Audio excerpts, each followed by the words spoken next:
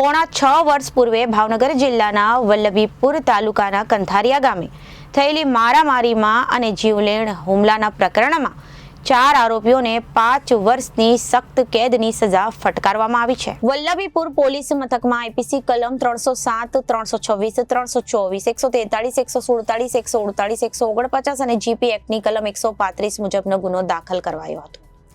જ્યારે સામા પક્ષે ઉમાબેન દાનાભાઈ દલસાણીયા એ ધર્મેન્દ્ર શ્રી પથુભા ગોહિલ, જગદીશસિંહ ઉર્ફે જગબા કરુણાભા ગોહિલ અને હરપાલસિંહ ઉર્ફે કનુભા રઘુવીરસિંહ ગોહિલ વિરુદ્ધ ફરિયાદ નોંધાવતા પોલીસે ગુનો નોંધી વધુ તપાસ હાથ ધરી છે અને ધરપકડ કરવામાં આવી છે। ભાવનગરના પ્રિન્સિપલ ડિસ્ટ્રિક્ટ એન્ડ સેશન્સ જજની કોર્ટમાં ચાલી જતા અદાલતે ઇફકો કલમ 307ની સહિતની કલમો હેઠળનો ગુનો નોંધ્યો હતો।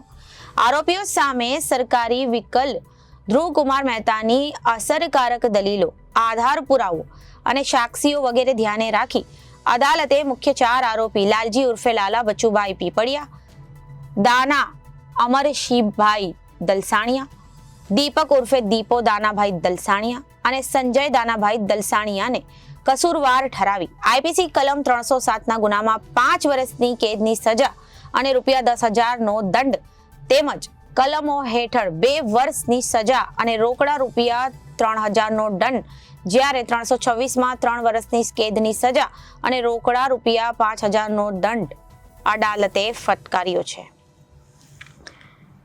Bureau report, Janadesh news, Bhavnagar.